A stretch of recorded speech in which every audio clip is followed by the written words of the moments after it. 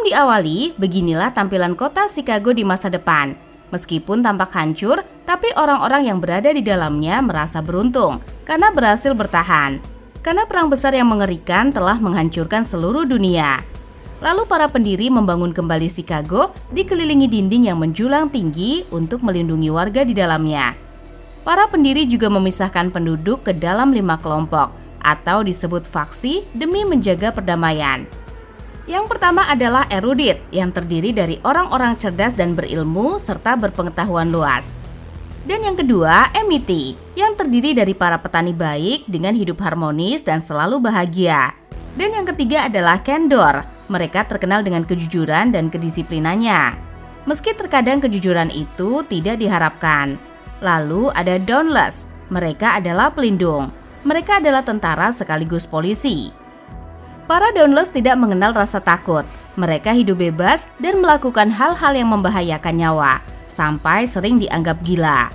Dan yang terakhir adalah abnegation. Pemeran utama yaitu Beatrice Prior dan keluarganya masuk ke dalam faksi ini. Kebanyakan orang menganggap faksi ini membosankan. Abnegation menjalani hidup yang sederhana, tidak egois dan sangat berdedikasi untuk menolong sesama. Bahkan mereka juga menampung para factionless atau non-fiksi, sebutan untuk para gelandangan yang tidak sesuai dengan faksi manapun.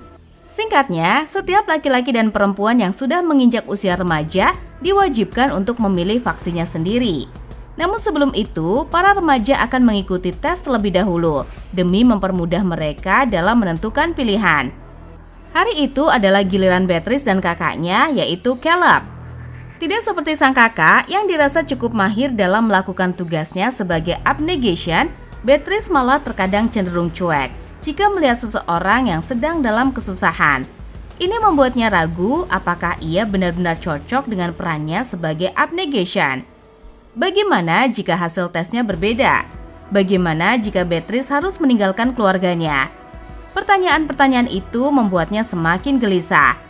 Menurut sang ibu, hal itu merupakan hal yang wajar, namun tak ada yang bisa menjelaskan alasannya. Setibanya di sebuah gedung yang mengadakan tes, Beatrice dan Caleb bertemu dengan remaja-remaja dari faksi lain. Sama seperti Beatrice, kebanyakan dari mereka berwajah tegang, tetapi juga ada yang menyebalkan dan mencoba mengusik remaja abnegation. Yang paling menyita perhatian adalah momen kedatangan remaja dauntless. Mereka berani, terlihat kuat, dan sepertinya sangat menikmati kehidupan yang bebas dari ketakutan. Setelah mengikuti kelas sejarah yang menjelaskan tentang asal-usul faksi, Beatrice dan para remaja pun menjalani tes. Gadis itu dipandu oleh seorang wanita bernama Tori yang menjelaskan bahwa 95% hasil tes biasanya mengikuti faksi orang tua. Dia diberikan segelas cairan, lalu ketika diminum, mimpi pun dimulai. Dalam mimpi itu, Beatrice diberikan beberapa pilihan dan diserang oleh seekor anjing. Beatrice sempat berhasil mengendalikannya. Namun tiba-tiba saja fokusnya teralihkan sehingga anjing di depannya memburu seorang gadis kecil dan membuat Beatrice harus menyelamatkannya. Beatrice terbangun dan langsung diminta untuk pergi melarikan diri karena hasil tesnya tidak bisa dipastikan. Kepribadian Beatrice menunjukkan kecocokan dengan hampir semua faksi, yang mana orang-orang menyebutnya dengan divergent. Demi keselamatan, Tori menyarankan agar Beatrice tidak memberitahukan hal ini kepada siapapun, termasuk keluarganya. Dan Beatrice hanya perlu memilih abnegation jika merasa bingung. Sayangnya, penyelesaian tersebut hanya membuat dia semakin gelisah dan bingung apa yang salah dengan dirinya. Beatrice mengikuti saran dari Tori untuk tetap bungkam. Malam itu, saat makan bersama, Beatrice mendapatkan peringatan dari orang tuanya untuk tidak melakukan pelanggaran. Karena Irdad sedang mengawasi abnegation. Kelompok cerdas itu sedang mencari cara untuk menggulingkan pemerintahan Markus. Yang selama ini dilakukan adalah menyebar isu bahwa sang pemimpin itu telah salah mendidik anak, sehingga membuat putranya menjadi seorang pemberontak. Malam itu pun ditutup dengan momen penuh haru, karena mungkin saja itu adalah malam terakhir bagi mereka berkumpul bersama sebagai keluarga. Singkat cerita, Beatrice memantapkan pilihannya dengan meneteskan darah di atas batu bara yang melambangkan dauntless. Tentu saja itu membuat Andrew dan Natalie bersedih. Tapi mereka harus menghormati keputusan Beatrice dan Caleb yang telah menentukan jalan hidup mereka sendiri. Hari-hari sebagai Dauntless pun dimulai. Bersama anggota Dauntless yang lain, Beatrice memanjat, melompat, dan melakukan hal-hal ekstrim lainnya sesuai dengan gaya hidup Dauntless. Selain Beatrice, dalam kelompok itu juga ada remaja keturunan dari faksi lain. Salah satunya adalah Christina yang sebelumnya dari faksi Kendor. Gadis itu tidak hanya jujur, tapi juga memiliki keberanian. Mereka melompat dari kereta ke sebuah gedung. Itu menjadi pengalaman pertama yang cukup menegangkan.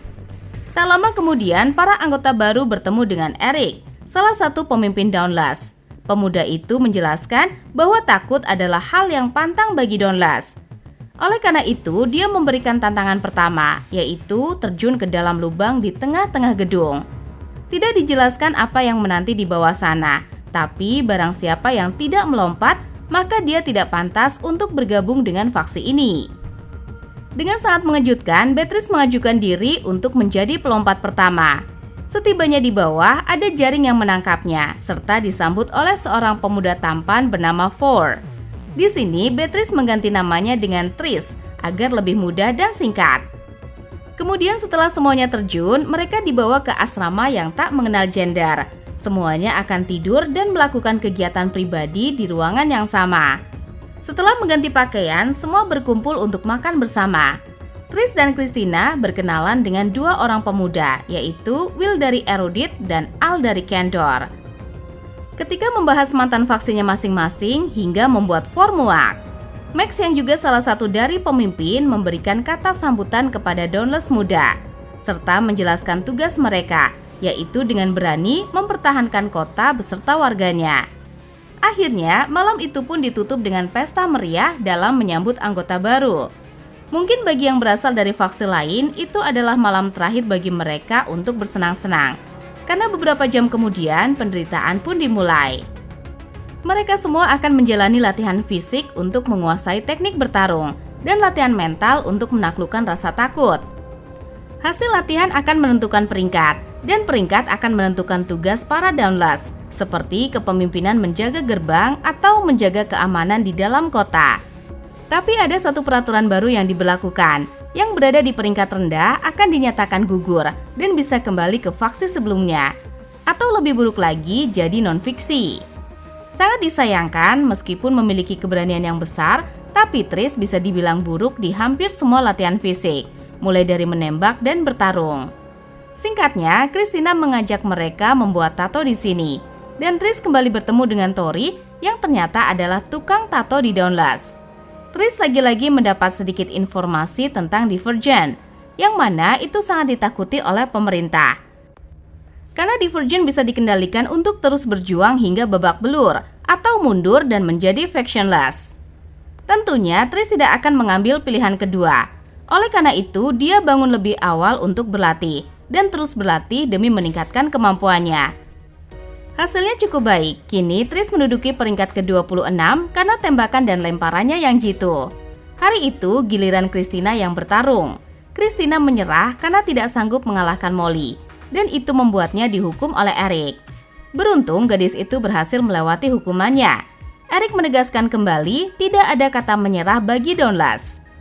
Keesokan harinya, Four mengajak para anggota baru ke dinding perbatasan untuk mengenal wilayah yang akan mereka jaga. Jika berhasil melewati tes, sekaligus memperlihatkan apa yang ada di baliknya. Mungkin sebagian besar yang terlihat adalah ladang faksi Amity, tapi tidak ada yang mengetahui apa yang ada di seberangnya. Berbagai macam rumor beredar, ada yang bilang di sana hidup seekor monster, dan ada juga yang mengatakan di sana adalah bagian dunia yang tidak bisa pulih. Tapi menurut Four, yang perlu mereka yakini adalah pasti ada suatu alasan penting mengapa dinding ini dibangun. Di kesempatan latihan berikutnya, Al terlihat sangat buruk dalam lempar pisau. Dia mencari alasan untuk membantah penilaian Eric, yang berujung tantangan uji nyali dengan Four sebagai pelempar pisaunya. Peraturannya sederhana, jika Al tersentak maka dia akan dinyatakan gugur. Di sini Tris berusaha membela rekannya dengan menjadi pengganti, hingga akhirnya sebuah lemparan Four melukai telinga Tris. Hal itu membuat Eric benar-benar terkesan. Tris mendapat tambahan nilai, tapi tidak sebesar pengurangan nilai akibat kelancangannya. Tindakan Tris mendapat pujian dari peserta lain, termasuk Molly yang menganggap Tris sebagai gadis pemberani. Namun di balik pujian-pujian tersebut akan selalu ada pembenci atau pemuda menyebalkan yang dulunya seorang kendor. Pria itu bernama Peter. Dia membacakan sebuah berita tentang buruknya faksi abnegation, sehingga putra-putri mereka seperti Caleb dan Beatrice memutuskan untuk pindah faksi. Sangat mengejutkan, Tris dan kelompoknya bertemu dengan sang pemimpin erudit, yaitu Janine. Mereka pun bertanya-tanya apa yang dilakukan seorang erudit di markas Charles. Tibalah giliran bertarung bagi Tris, dan ternyata lawannya kali ini adalah Peter. Menurut Christina, itu semua sudah diatur oleh Eric yang kesal karena Tris menentangnya. Meskipun Ford telah memberikan wejangan sehingga Tris unggul di awal pertarungan, tapi tetap saja pengalaman membuat Tris gagal, dan akhirnya Tris kembali dibuat kalah. Namun dia tidak menyerah, meskipun tahu dirinya telah kalah dan dikeluarkan, tapi Tris tetap nekat mengikuti latihan berperang atau word game atas keputusannya sendiri. Itu membuat Ford merasa kagum. Pemuda itu langsung merekrut Tris ke dalam kelompoknya. Peraturannya sangat sederhana, masing-masing kelompok akan dipersenjatai pistol dengan peluru suntikan yang menstimulasi rasa sakit seperti terkena peluru sungguhan, yang mana hanya bertahan selama beberapa menit saja. Kemudian yang harus dilakukan adalah merebut bendera dari kelompok lain untuk memenangkan pertempuran masing-masing dari peserta kelompok. Ford menjelaskan rencananya kecuali Tris. Daripada berdebat, dia memilih untuk naik ke tempat yang lebih tinggi demi memata-matai pergerakan musuh. Sebuah gagasan yang cerdas yang mana lagi-lagi membuat Ford merasa kagum. Meskipun dia terpaksa mengungkapkan ketakutannya terhadap ketinggian. Lokasi bendera kelompok Eric telah diketahui. Lalu kelompok Ford membagi tim menjadi dua. Salah satunya akan menyerang Eric dan sisanya akan merebut bendera.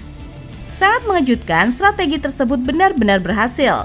Tris bahkan mampu mengalahkan Molly dalam pertarungan fisik, hingga akhirnya merebut bendera dan mendeklarasikan kemenangannya. Atas keberanian, kecerdasan, dan sikap pantang menyerahnya, Tris mendapat kehormatan untuk kembali ke markas melalui jalan pintas. Singkatnya, keesokan harinya, ketika menjalani tugas pertama mereka, yaitu persediaan makanan, mereka bertemu dengan sang ibu, Natalie.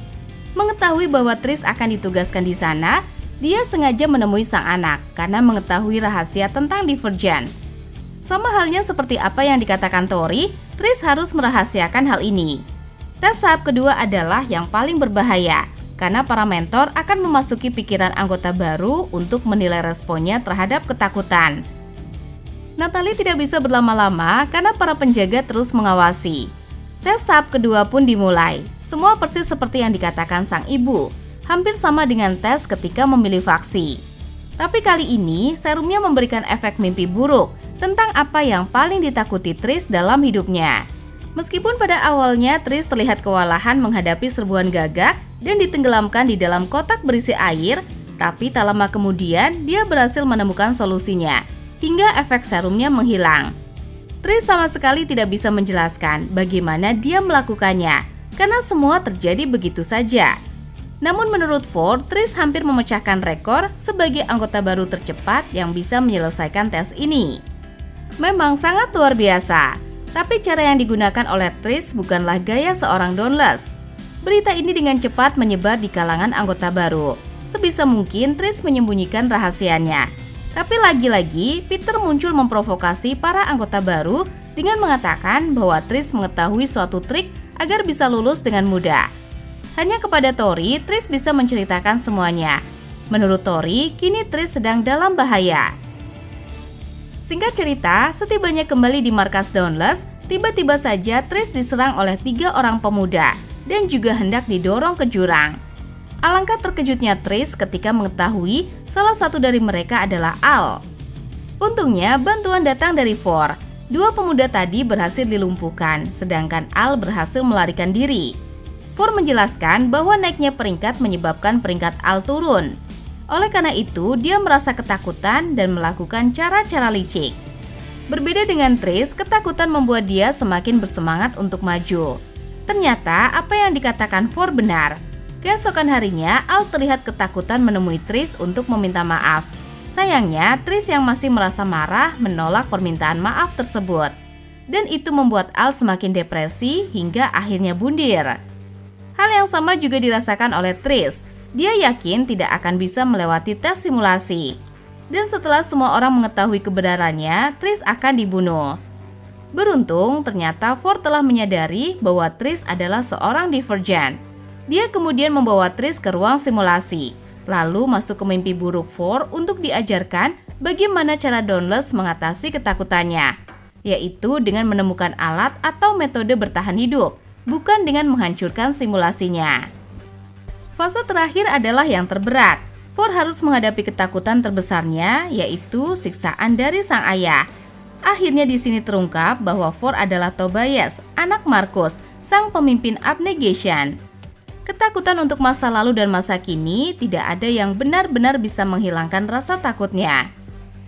Malam itu, Ford menunjukkan tato di tubuhnya, berupa simbol dari 5 faksi yang mana memiliki makna tentang keinginan. Ford yang tidak ingin berada di satu faksi saja itu sekaligus mengungkap bahwa Ford adalah seorang Divergent. Hubungan di antara dua Divergent itu pun semakin dekat, karena sebelumnya Trish pernah menceritakan tentang kudeta yang hendak dilakukan Erudit. Ford memperlihatkan kegiatan Erudit yang memasok komputer dan juga cairan semacam serum yang diduga berfungsi untuk mengendalikan pikiran. Jika itu benar, maka bisa dipastikan Erudit sedang membangun pasukannya sendiri. Sesaat kemudian terdengar pengumuman memanggil semua anggota baru yang menandakan bahwa tes simulasi akan segera dimulai. Meskipun pada awalnya Trish terlihat tegang, tetapi dia berhasil menguasai semua ketakutannya dengan baik dan tentunya sesuai dengan cara Dauntless. Termasuk ketakutan terbesar untuk mengeksekusi keluarganya yang melanggar hukum. Selain Trish, Christina dan Will juga lulus dengan ini. Mereka resmi diangkat menjadi anggota Dauntless. Namun sebelum mengadakan perayaan, Eric meminta semua anggota membentuk barisan. Beberapa jam kemudian, Trish terbangun melihat semua rekan-rekannya yang diam dengan wajah tanpa ekspresi. Mereka semua menuruti perintah untuk berbaris dan mengangkat senjata seperti akan menuju ke medan perang. Selain Trish, juga ada seorang pemuda yang tidak terpengaruh oleh serum yang ternyata juga Divergent. Mengetahui hal itu, tanpa ragu Eric langsung mengeluarkan pistolnya untuk menembak pemuda itu. Trish berhasil menemukan Ford. Dari situ, ia sangat bersyukur karena Ford tidak terpengaruh dengan serumnya. Beberapa waktu kemudian, setibanya di pemukiman Abnegation, pasukan Dauntless menggeledah semua rumah untuk mencari Marcus. Bahkan mereka tidak ragu-ragu membunuh jika ada Abnegation yang berani melawan. Sangat disayangkan, Trish dan Ford tidak menemukan orang tua Trish. Mereka malah dihadang oleh Eric dan Max yang mencemooh Ford karena dulunya Ford adalah legenda. Dan kini hanya menjadi seperti robot yang dikendalikan. Tetapi di samping itu, Eric juga merasa tidak yakin dengan rivalnya, sehingga mengarahkan pistol ke kepala Ford. Dan itu memancing Trish untuk bertindak. Terjadilah aksi saling dorong dan berakhir dengan pertarungan singkat yang membuat Trish dan Ford ditangkap. Ia menjelaskan bahwa tindakan Abnegation yang menampung Divergent merusak sistem faksi. Oleh karena itu, kelompok tersebut harus ditertibkan kembali. Dan para Divergent seperti Trish dan Ford harus dilenyapkan demi menjaga perdamaian. Sang pemimpin Erudit itu memerintahkan anak buahnya untuk membawa Ford, sedangkan Trish akan dieksekusi. Singkat cerita, Trish menjelaskan bahwa para anggota Dauntless dalam keadaan tidak sadar. Mereka dikendalikan oleh seseorang yang kemungkinan besar berada di tempat paling aman, yaitu markas Dauntless. Maka untuk menghentikan semua kekacauan ini, Trish harus kembali ke sana. Namun dia tidak sendiri, dia dibantu oleh Andrew, Caleb, dan juga Marcus. Setelah melewati pintu masuk dengan cara yang cukup menegangkan, Trish menemukan Peter yang ternyata tidak disuntik serum. Karena tidak punya waktu mendengar ocehannya, Trish langsung menembaknya agar dibawa ke ruang kendali. Tempat itu benar-benar dijaga dengan ketat, dan akhirnya di sini Andrew memutuskan untuk mengorbankan diri. Tidak hanya demi anak-anaknya, tapi juga demi menghentikan pembantaian atas kaumnya. Singkatnya, sesaat kemudian Jenny muncul dan menjelaskan bahwa mereka telah berhasil mengendalikan Vault. Keunikan Divergent yang tidak bisa dikendalikan memang luar biasa. tapi juga bisa mengancam kedamaian. Ford diperintahkan untuk melakukan eksekusi, sehingga mau tidak mau Tris terpaksa bertarung dengan kekasihnya. Tentunya gadis itu tidak mungkin sanggup untuk membunuh sang kekasih. Akhirnya Tris pun menyerah dan membiarkan Ford menembaknya. Namun tiba-tiba Ford tersadar lalu melakukan perlawanan terhadapnya. Tris dan Ford bahu-membahu mengalahkan para penjaga. Menyadari kekalahannya sudah di depan mata, Janine pun berusaha sekeras mungkin untuk mengaktifkan perintah pemusnahan seluruh kelompok Abnegation. Untungnya, sebuah lemparan jitu dari Tris berhasil menggagalkan rencana tersebut. Lalu, Tris juga menyuntikkan serum dan memerintahkan Janine untuk menonaktifkan programnya. Sehingga seluruh warga Abnegation selamat dari pembantaian. Akhirnya, film pun ditutup dengan menampilkan Tris, Ford, Caleb, Marcus, dan Peter pergi dari kota. Mereka meninggalkan semua kehidupan lama dan menjadi factionless. Tapi ada makna di balik itu semua. Makna yang membuat mereka merasa saling memiliki. Kini mereka melaju dengan kereta hingga ke akhir lintasan, lalu mempersiapkan diri untuk berjuang kembali di esok hari. Dan film pun selesai.